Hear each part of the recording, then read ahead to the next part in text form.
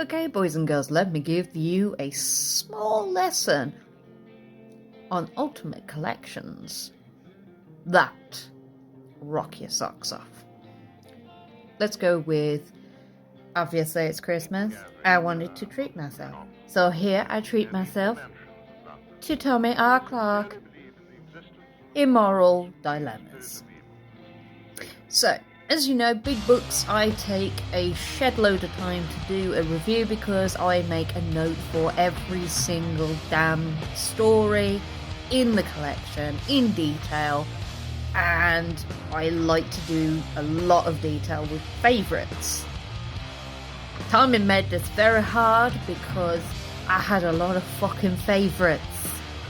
There is a shed load of great stories in this collection. It's got everything you could possibly want.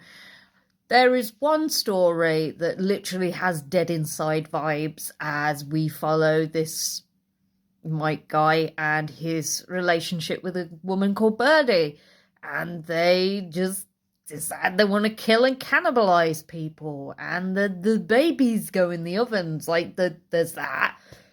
Then you have some really heartwarming stories ish. You know, it's Tommy, he's gonna go dark or go home, and you get this young girl called Jenny who's trapped in a facility, and she's not a prisoner, she's actually been kept safe because, spoiler alert, a zombie apocalypse. And she gets human contact for the first time in 3 years with a guy called Rudy.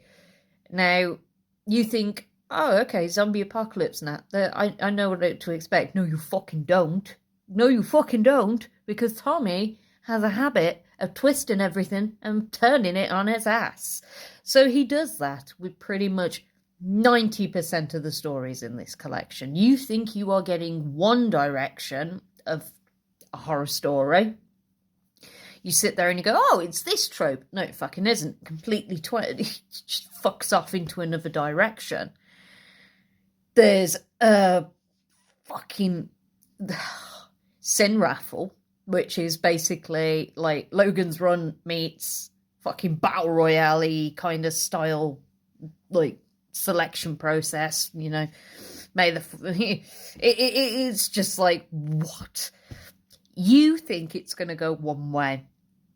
You think, okay, this guy, he's murdered someone, and that means the government can see everything he's doing. It's like, ooh, all well on this one.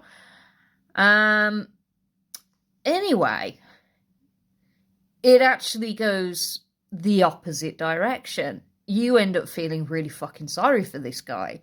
I know I did. I was falling to pieces. I was like heartbroken for him. You know, he's with a woman who obviously didn't love him, cheated on him, and he's killed off her lover now. And then come New Year, like, the government turns up at the door and he's like, I'm expecting this. I don't regret what I've done. I'm just going to get on with it and accept my fate. No. No.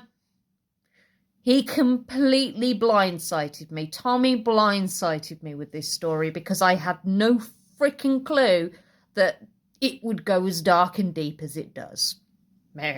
Anyway, this entire collection, there are stories in it like Dropping Karma, which is about a woman. Well, I say a woman. She's basically a young girl who, from a stupidly young age, has constantly been killed, like died multiple times. And she loses pieces of herself every time it happens. And it's not just that. It affects the surrounding peoples who are in her vicinity. People who've watched her die, shit happens to them. People who have been around in her life, things change about them. Like, for example, one of her boyfriends, his name changes when she comes back from a drop, which is what she calls it when she dies.